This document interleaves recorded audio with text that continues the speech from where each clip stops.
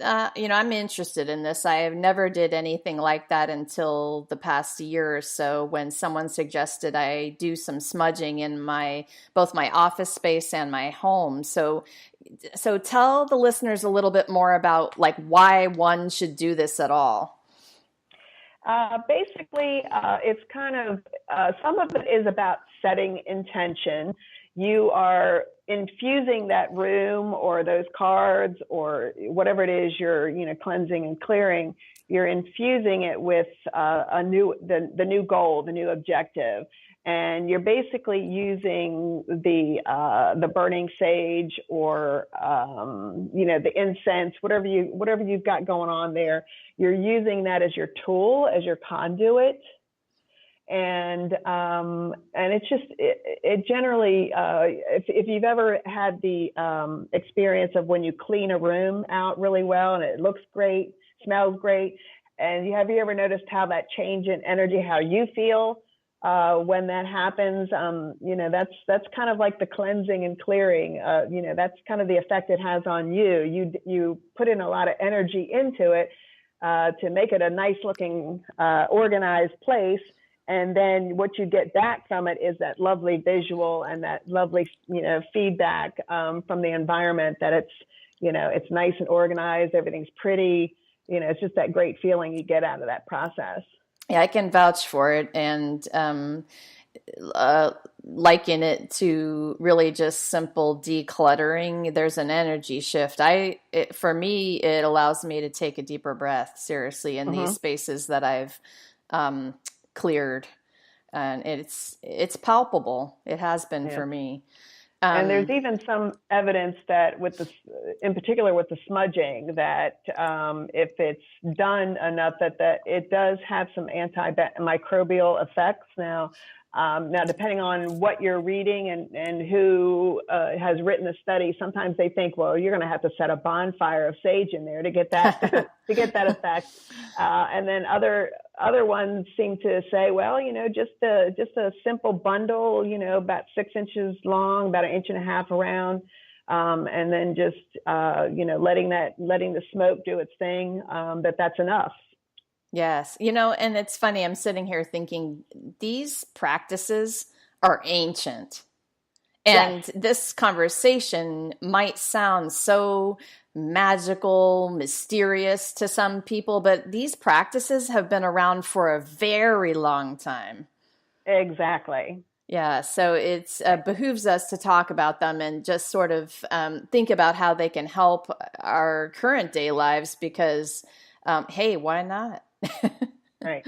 And, the whole practice of divination has been around for a while. I mean, tarot cards have only been around since the 1400s, but people have been doing things like looking at animal behavior,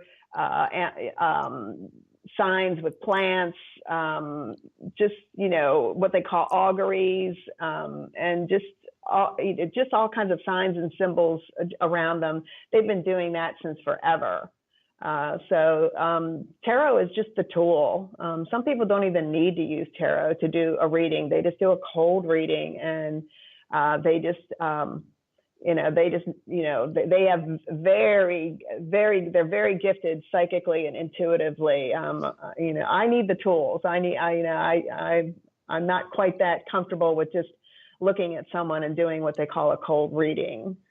Now, the tools are helpful with all the different things we do. It's nice to have tools that you master, you know? Yes.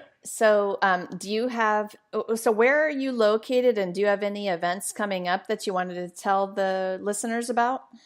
I am located in Myersville, and I don't currently have an office, but I'm all mobile all the time. And this weekend, well, actually today, I'm on my way to my Wednesday farmers market in Hagerstown. Ah, cool. And then Saturday, I'm out at Knob Hall Winery in Clear Spring, Maryland. They're having a bud break, and it's a Stevie Nicks 70th birthday bash. Oh my God. That sounds awesome. Yes, and there will be bands featuring a Stevie Nicks Fleetwood Mac tribute band. They're awesome. I've heard them before. and there will be a couple of other bands. There's going to be food trucks and, of course, wine. And I believe it's $25 at the gate to get in. And of course, if you're a wine member there, they have different pricing structures, and they've got, I think, an online ticket thing where you can get tickets at a little bit more of a discount. That sounds totally fantastic. You need It to is. pop over to my Facebook page and post that on my page so Okay, my listeners can come back and like get the sure, I details can for do it. that. That'd be great. And to find you, they're gonna go on to Facebook, right? What's the name of your page again? Correct. It's Peaceful Glen Metaphysical Solutions. Awesome. Okay, so you guys can hop onto Facebook over to Peaceful Glen Metaphysical Solutions, and you can find all the awesome information about Toni. So, Toni, what do you do when you're not changing the world with tarot? Ah, well, I do have a 8-acre farmette that I ramble around on, and just generally just doing the normal mundane things that most people do. It's kind of boring: laundry, grocery shopping, that kind of thing. Well, Um, with 8 acres, that's got to keep you busy a little yeah, bit. and I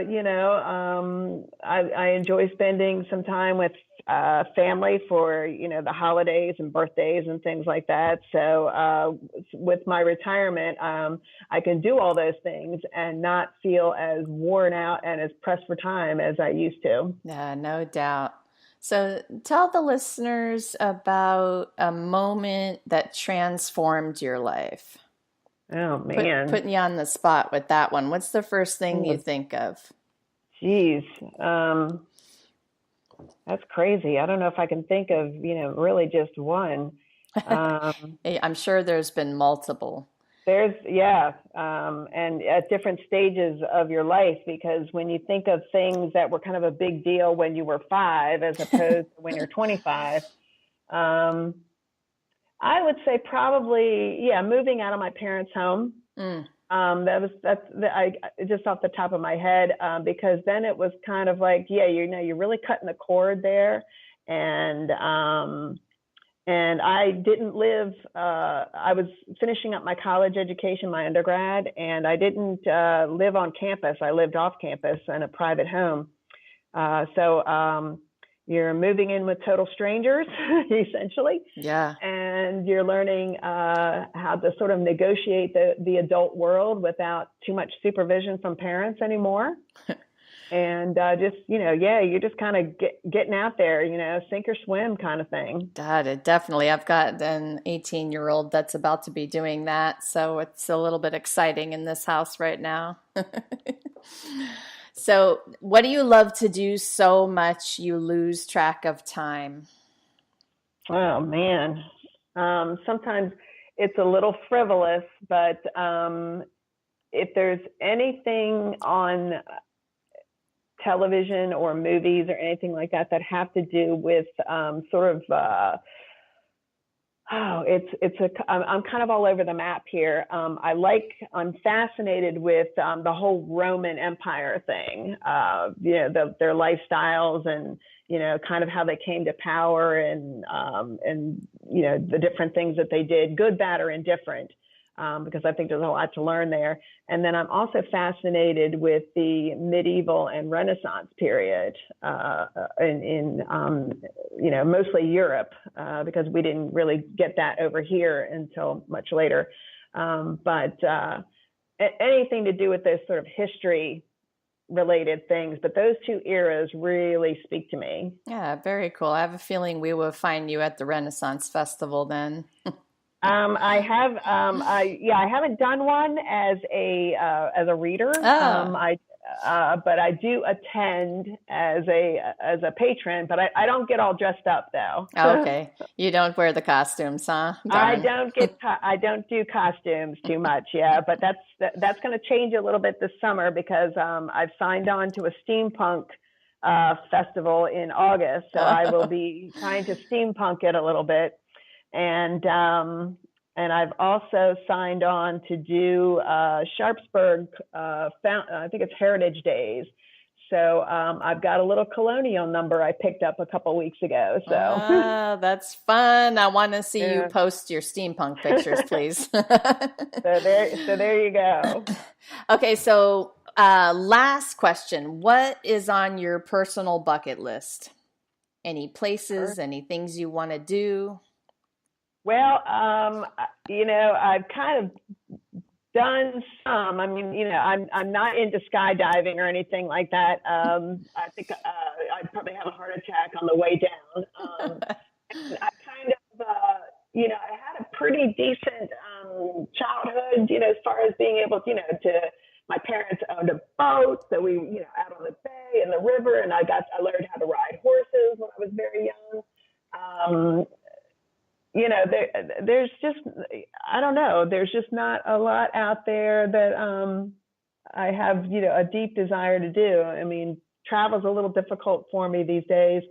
So I'm not necessarily have that burning desire to, you know, um, go see Europe or go see Australia or anything like that. But 'cause I have been to Hawaii, so I've seen that countryside up close and personal.